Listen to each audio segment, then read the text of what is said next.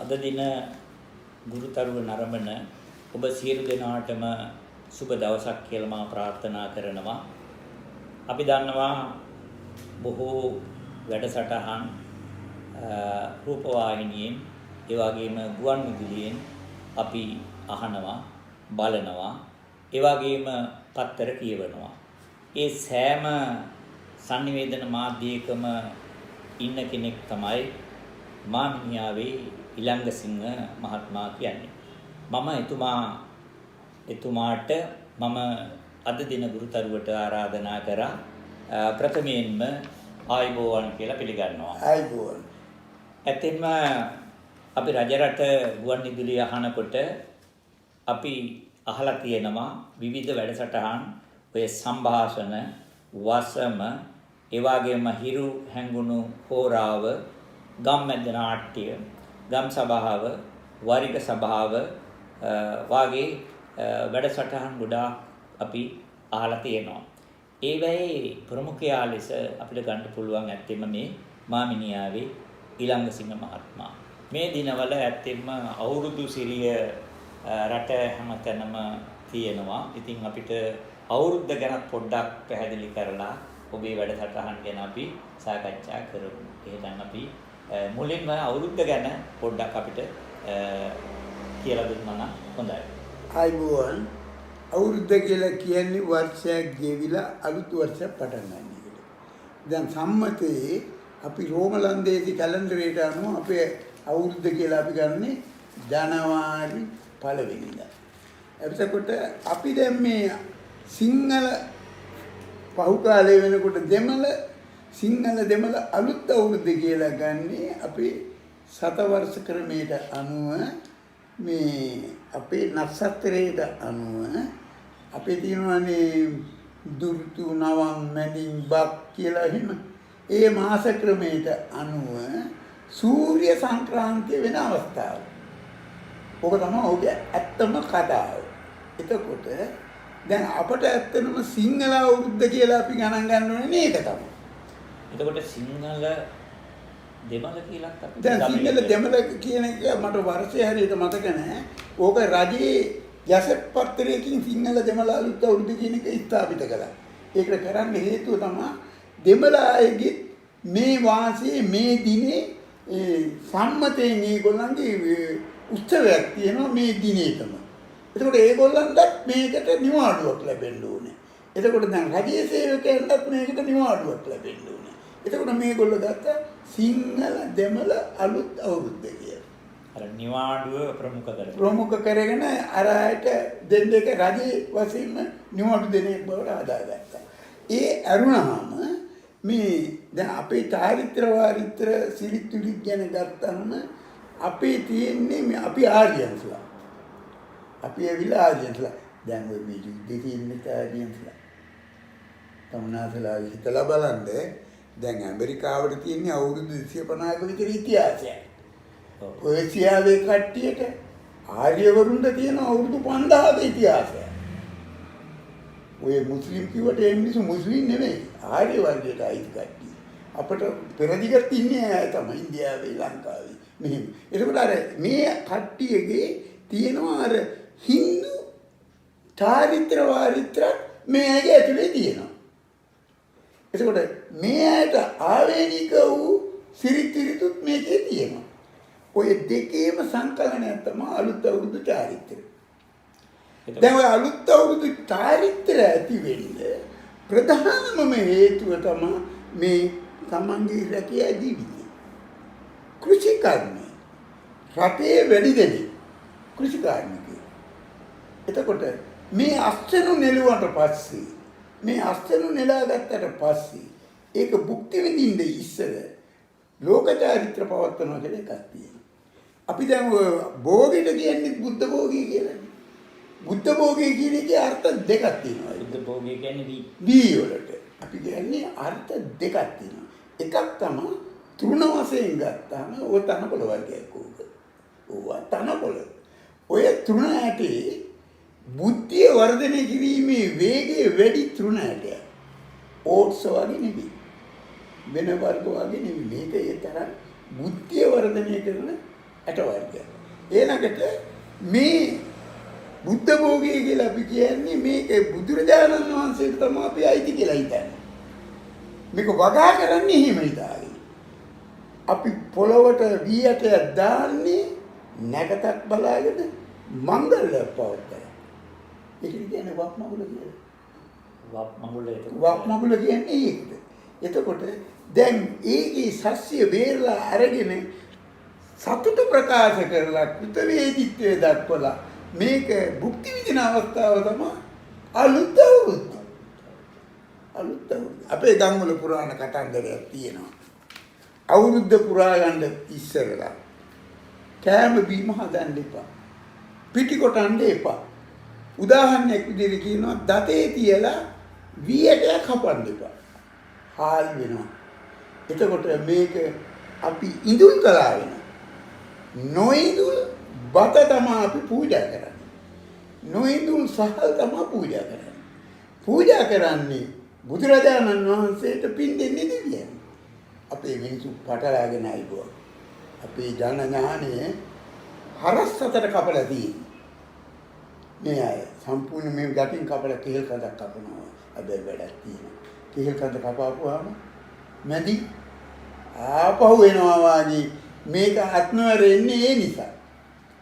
එතකොට ඊළඟසිංහ මේ අවුරුදු චාරිත්‍ර කරනකොට දැන් මේ සැරේ තෝම් පටලිල්ලක් කරගෙන තියෙනවනේ.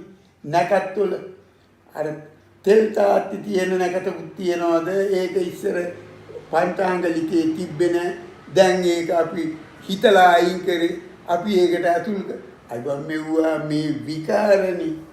මේවා විකාරණ මේක මම වගකීමක් ඇතුව කතා කරන්නේ. මේවට රණ්ඩු වෙන්න වැඩක් නැහැ. කොටසක් එහෙම කරන්න ඇති. කොටසක් නොකරන්න ඇති. දැන් අපිට මොකද? ඒකට නිසා මේ කරන්නම කියලා බල කරන්න බෑ. මේ ඔය සිරිත් ඇති වෙලා තියෙන්නේ අපේ යහපතටනේ.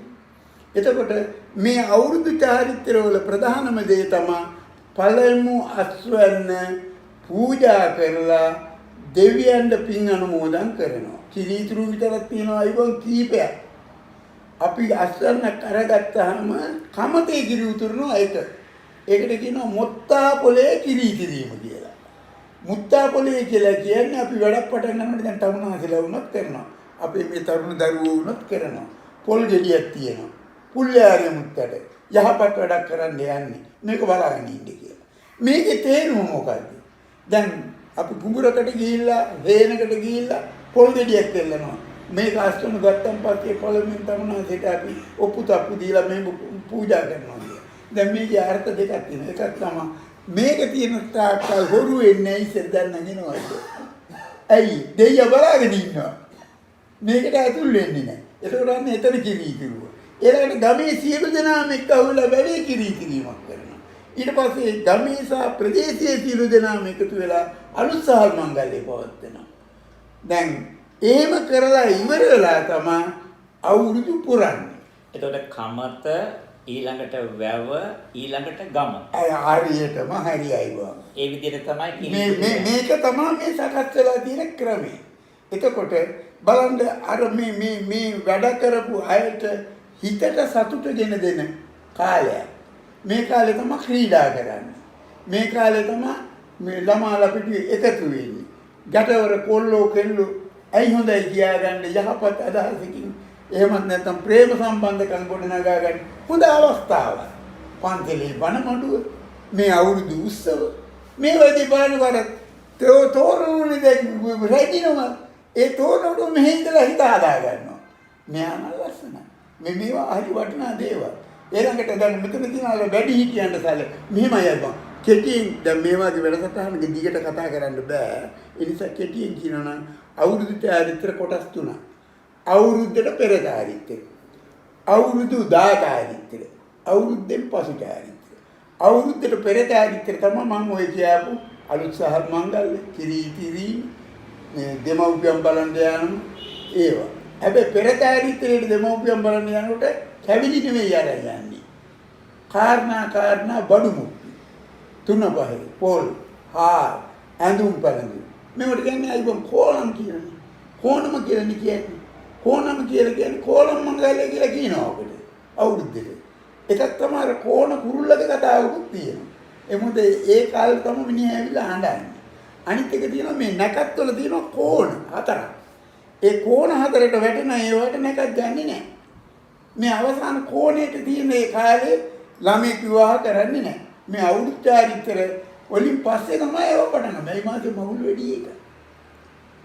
ඊට පස්සේ තමයි මේ මංගල කටයුතු වලට එහෙම ඉතාම හොඳ. දැන් මේ ඔබතුමා කියපු දෙයක් තමයි මේ වසන්තය සමයනේ. එහෙමයි. එතකොට මේ ස්වභාව ධර්ම වෙනස් වෙනවා. පරිසරය අලංකාර වෙනවා. මේ තරුණ තරුණියන්ගේ හදවත් කිසියම් ආකාරයක පුබිදීමක් වෙනවා.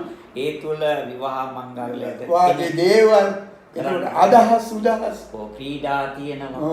මේ සියල්ලම ඇත්තෙන්ම අවුරුදු උත්සව නැත්නම් අවුරුදු සමයේ එන දේවල්. ඒ කියන්නේ කුඩා ළමයන්ට, ඒ වගේම මව්පියන්ට, වැඩිහිටි තරුණයන්ට, ගැටවර ළමයින්ට සියල්ලන්ටම සම්බන්ධ වෙන්න පුළුවන් උත්සවයක්. ඇත්තෙන්ම දැන් බලන්න කොතන ඔතන තියෙනවා අර පුණ්‍ය කාලය කියලා එකක්. දැන් ඕකෙදී අපේ අත්තම්මලා අපේ වයසේ ඉන්න අම්මලා ඒගොල්ලෝ අනිවාර්යෙන් චාරිත්‍රාක් විදිහට පවත්වනවනේ යනවනේ පන්සල් වලට. දැන් තමුනාසිමත් යනවනේ. ළමයිත් එක්කත් යනවනේ. අරක මේක ඉස්සරහට අරගෙන යනවා ඒක. බලන්න මේවා යෙදිලා තියෙන හැටි. ඊළඟට දැන් අවුරුදු 10 චාරිත්‍ර වලට තියෙනවනේ අර ගෙවල් වල හුවමාරු කරගෙන ඉන්න. කෑම හුවමාරු කරගෙන ඉන්න. අයි බං ඔක්කොම ගෙවල් වල එක විදිහටම කුයන්න ඕනේ නෑ ඉස්සර. මට කියලා දෙන්නකෝ ඉඳා ටිකක් තිබුණු අවුරුදු උත්සවයයි අද තියෙන අවුරුදු උත්සවයේ පොඩි වෙනසක් තියෙනවා. වෙනසක් තියෙනවා. දැන් මේක දැන් පොඩ්ඩක් මේක මොඩ් වෙලා ඇවිල්ලා තියෙනවා. ඇත්තට මේක එපා කියන්න බෑ. සංස්කෘතිය කියලා කියන්නේ වෙනස් වෙමින් සකස් වෙමින් ඉදිරියට යෑම. සભ્યත්වය කියලා කියන්නේ අපේ තියෙන සැබි බව රැකගැනීම. එතකොට මේ සැබි බව රැකගෙන සංස්කෘතිය වෙනස් වුණාට කමක් නැහැ. හැබැයි දැන් සමහර ඒවා සැබි බව ඉක්මවා යනවා.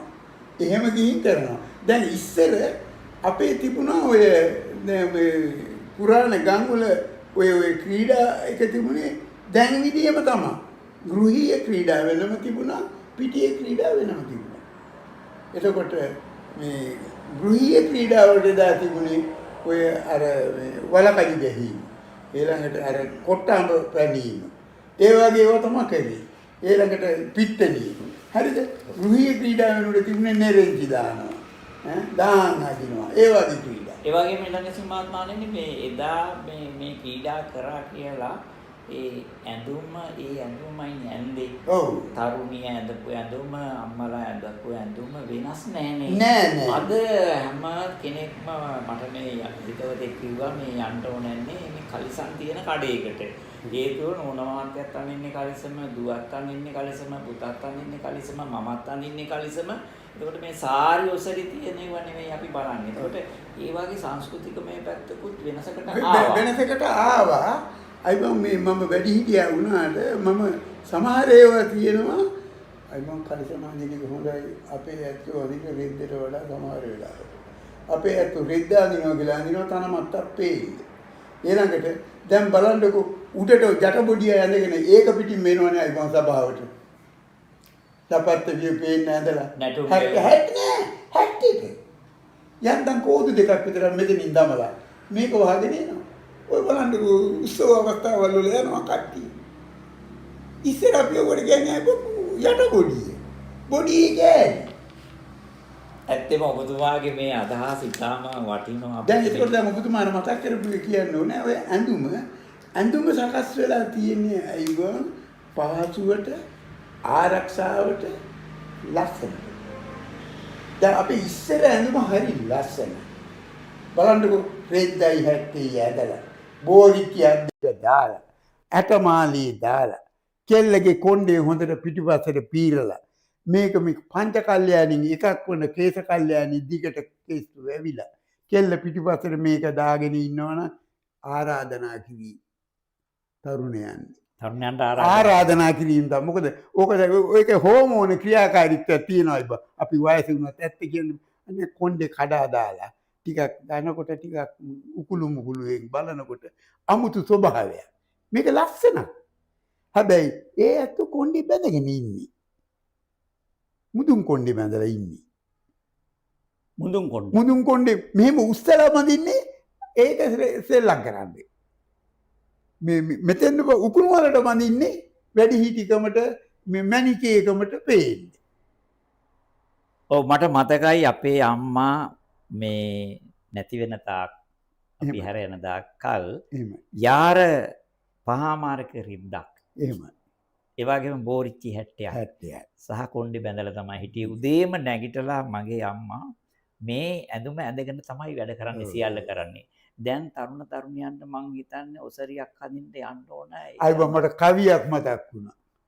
උලගල්ලේ සහජාතක අඟුනුණ්ඩ සේල බරින් බැරි ඉඟවට දවටන්ඩ මාල බරින් බැරි ගෙලවට උහුලන්ඩ වාල දොරින් බැහැලා යනවා යන්න. මරණේ දවසේ අපේ මුත්තම්මා කියපු කවියක් අම්මලාගේ පරම්පරාවෙන් ඇවිල්ලා මට කිව්වා. මං අපේ අම්මා මැරිච්ච දවසෙත් ඒක කිව්වා. බලන්න අර ඇඳුමනේ එකේ තියෙන්නේ. ඔබ තමනාද අර කියනකොට මට මතක් වුණා. අම්මලා එහෙම අම්මලා වැඩපොළ කරනකොට රෙදි කෑල්ල ඇඳලා හොඳ ලස්සනට හිටියා. ඒලකට අපේ අත්තම්මලා මේ 70 ඇඳි නෑනේ උන්දලා. ඒ උන්දලා රෙද්දෙන් තමයි සම්පූර්ණ ලපැත්තයි පිටයි දෙකම වැහැව්වා. ඉස්සරහට රෙද්ද අඟවලා අර අදින රෙද්දට මේක අඟවලා මෙහෙම අරගෙන අර හින්දි නිලියෝ වගේ ලස්සනේ බෑ. මෙහෙම කරකොල අරගෙන අය ලපැත්ත මෙහි සුදු පාට පේන්නේ නැහැ. බොහොම ලස්සනයි. ඒක හරි ලස්සනට ඇඳලා ඒක ඇඳුම. ඔව් ඇත්තෙම ඒ ඔය අනිත් එක මෙහෙමයි දැන් ඔය අවුරුදු වලට තියෙන එකක් තමයි ඔය අවුරුදු චාරිත්‍ර වල තමුන්නාසේ මතක් කරපු ඇඳුම් පැළඳුම්. දැන් මේක සම්බන්ධයි වැඩිහිටි සැලකීමට. අම්මා අප්පච්චි බලන්න යන්නේ නන්දා මාමා බලන්න යන්නේ ඇඳුම් අරගෙන. තමන්ගේ දරුවන්ට මොන තරම් අපහසුතාවකින් ජීවත් වුණත් අලුත් ඇඳුම් අරගෙන එනවා. අලුත් ඇඳුම් අරගෙන ඇවිල්ලා මේ ළමයාට මේක දීලා මේක අඳිනවා. එතන එලි බහින්නේ අවුරුදු දවසට. බලාපුවහම මල් වගේ ළමයි ටික ඔක්කොම විවිධාකාර ලස්සන පාට ඇඳුම්. ගමම ලස්සන. ගමම ලස්සන. අර තමුන්නාසේ කිව්වා වගේ කළු පාට 70 එක්ක රෝස පාට කලිසමයි ඇඳගෙන එලි බහැලා යනවා වගේද? කොච්චර ලස්සනද අර. ඔව් ඇත්තෙම අවුරුද්ද පිළිබඳව අපේ ඊළඟසිංහ මහත්මයා තාම රසවත් කතා බහක යෙදුනේ. මම ඔබතුමාගෙන් අහන්නට කැමතියි. මම හිතන්නේ අපේ රජරට සේවයට විශාල මෙහෙවරක් කරා, අමිල සේවයක් කරා. ඒ පිළිබඳව මේ වැඩසටහන් පිළිබඳවත් අපිට පොඩ්ඩක් පැහැදිලි කරන්න හොඳයි. දැන් මෙහෙමයි අයිබා. අවංක වෙන්න ඕනේ අපි. මම රජරට සේවයේ හඬ භාවිතාවට පත් වුණේ 1995. හැබැයි මම රජරට සේවයට සම්බන්ධ වුණේ 1979 රජරට සේවයේ ආරම්භයත් එක්ක. ඒ යුගයේ ප්‍රේමකීර්ති දල්ලිස් මහත්තයා අපේ තරුණ ගීප බැන්දා. එයා තමයි එයාගේ මේ මොකද ස්ථාන මාරුවක් හම්බ වෙලා දේශපාලන එයාටයි කපුගේ මහත්තයට ඔය කට්ටිය ඒ යුගයේ ස්වර්ණශ්‍රී බණ්ඩාර මහත්තයා තමයි මෙතන ඒ වෙලාවේ හිටියේ. ඒත් ඉස්සර හිටියා සිරිල් සර් හිටියා. ඩී.එස්. දයානන්ද සර් හිටියා. ඒ වගේ කට්ටිය හිටියා.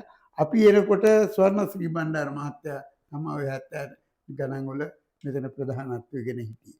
අපේ ගැමිකම ඒත් එක්කම මේ ගැමියාගේ වටිනාකම ජනශ්‍රුතිය එතකොට ගීතය ගී කාව්‍ය මේවා පිළිබඳ මහා බෞසෘතෙක් අපේ බණ්ඩාර මැතිතුමා අපට කතා කරන්නේ නෑකම් කියලා හිතන්න පුළුවන්. මල්ලි කියලා කතා කරන්නේ. බණ්ඩෙක් නම් මෙහෙවරෙන්කෝ කියලා කියන්නේ. ලෙන්ගතුකම. එතුමා මඟත් එක්ක සම්බන්ධ වුණේ අර මම අර මුලදී කිව්වා වගේ සම්පත්දායකෙක් විදියට නෙවෙයි. තොරතුරු සපයන්නෙක් විදියට. ඔය පිළේපැදුර වැඩසටහන. සම්පූර්ණයෙන්ම පිළේපැදුර වැඩසටහන එතුමා කරනකොට අපේ විජේපාල මහත්තයා එතකොට මුවැටගම මහත්තයලා ඒගොල්ලෝ තමයි විජේපාල මහත්තයා හොඳ ලියන එක්කනේ. කට්ටඹුවාගම විජේපාල කුමාරසිංහ. හේරත් එප්පාවල. දැන් අද මේ අප අතරින් අතෑරිලා ගිහිල්ලා ඉන්න වික්ටර් මේ ලියනගි මේ ඒ කාලේ හිටපු ශිල්පී මුවෑටගම මහත්තයා. මේගොල්ලෝ හරි වටිනා අය. මේගොල්ලෝ මට දේශපාලන ගුරුවරු. මේ වැඩේට ඇතුල් වෙන්න ගුරුවරු වුණා. එතකොට ඔබතුමාට කියන්නේ මම අර මුලදී අර තොරතුරු සපයන්නෙක් විදියට ඉඳලා ඊට පස්සේ මේකට වැටුණාට පස්සේ මට මේක බලෙන් වගේ කිව්වේ ඔබතුමාගේ කතා කරන්න පුළුවන් ඇයි එන්නේ නැත්තේ කියලා. ඊට පස්සේ මම හඬ නළුවෙක් වුණා නිකම්ම. ඔය ඕනම නාට්‍යයක මට අදාළ කොටසක් තියෙනවා. ඒක කරන්නේ මම තමයි. ඊළඟට අපි තුල්ල ජයවර්ධන මහත්තයා තමුන්නාන්සෙත් එක්ක මම හිතන්නේ නෝන මහත්තයා වැඩ කරා සෙන්ට් ජෝසප්ගේ වැඩ කරා. ඒ තුල්ල ජයවර්ධන ඉතාම දක්ෂයි. දාම දක්ෂයි. තව විට රදම්පොළ ගමගේ. ඉතින් තෙන්නකෝන් ඉහෙලගම. රන්ජිත් රූපසිංහල. මේ සියලු දෙනාම අර උත්තමයාගේ ගෝලය. හැඩගැස්සෙව්වා ලස්සනට. ඒ කාලේ වැඩසටහන් වුණත් දැන් ඇත්තටම ගුවන් විදුලියේ පිහිටවීමේ ප්‍රාදේශීය සේවා පිහිටවීමේ මූලික අරමුණ ඇතුලේ තියෙන කාරණා ඉෂ්ට වුණා ඒ කාලේ. ඒ මොකද කියන්නේ සමාජ සංවර්ධනය, ආර්ථික සංවර්ධනය, දේශපාලනය. මේ ගුවන් විදුලියක කෙරෙන්න ඕන දේවල්. මේවා සියල්ල ඒ යුගයේ කෙරුණේ මෙන්න මේවා හරහා. දැන් අත දියකට පහන කියලා වැඩසටහනක් කළා. ඒව හුඟක් අද එක ඇත්ත කොපි කරලා දැන් තියෙනවා දියකට පහන් ඕන තරම්. ගම්මැද්දවල තියෙන ඕන තරම්. මේ ඔක්කොම වචන මේ අපෙන් පටන් ගත්තේ ගම්මැද්ද නාට්‍යයක්. දැන් ගම්මැද්ද තියෙනවනේ ඕන තරම් වෙන ආයතනවල. මේවා තියෙනවා ගොඩක්. ඊළඟට මේ භාෂාව, කතා කිරීමේ භාෂාව. දැන් අපි මේ හුරතල් වෙන්නේ අපි ගුවන් විදුලියේ කතාවට ගියපුවම දැන් මම මගේ වැඩසටහනකදී මෙහෙම කතා කරනවා. නමුත් දැන් මම භාෂාව උගන්වාගෙන නැත්නම් ඉගෙන ගන්න ඕනේ කියලා නිවේදකෙක් විදියට මම කතා බහ කරනකොට ඒකට වෙනම තියෙනවා භාෂාව. ඒක තියෙනවා වගකීම් තියෙනවා සෑහෙන්නේ. ඒ අතින් ඔය වැඩසටහන් සියල්ලටම වගේ සහසම්බන්ධ වෙන්න වාසනාව ලැබුණා. ඒක නිසා තමයි මම ලෝකය හඳුනාගත්තේ ඇත්තටම කිව්වොත්.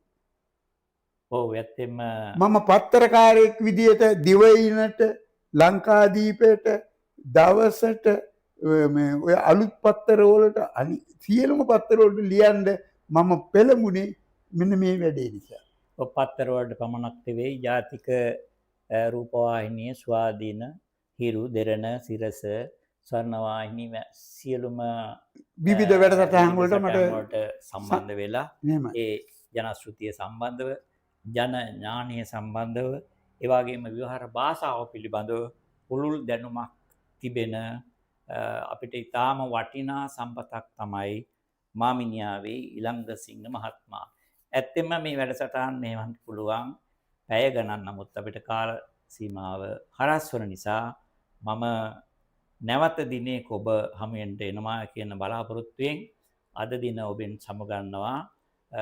ඔබතුමාට නිදුක් නිරෝගී භව ලැබේවා. ඒ වගේම දීර්ඝ කාලයක් අපි සමග මෙවන් වැඩසටහන් වලට සම්බන්ධ වෙලා මේ සමාජයේ දැනුවත් කරන්නට වාසනාව ධෛර්යය ලැබේවා කියලා ප්‍රාර්ථනා කරමි. ආයිබෝන් බුදු සරණයි. අපේ මැතිතුමාටත් මේ ගුරුතරු වැඩසටහන ඉතාම වටිනා වැඩසටහනක්. ජාතික සේවාවක්. මේක අපට ඉතාමත්ම වටින්නේ. මේ දැන් අපි කතා බහ කරන ඒවා උකහා ගන්න කරුණු කාරණා රාශියක් තමුනාන්සේක වැඩසටහන් වල මම දැකලා තිනවා. මටත් ඒ අවස්ථාව ලබා දීම ගැන ඔබතුමාට බොහොමත්ම ස්තුතියි. ජයශ්‍රී මහා හඳුරංග පිහිට.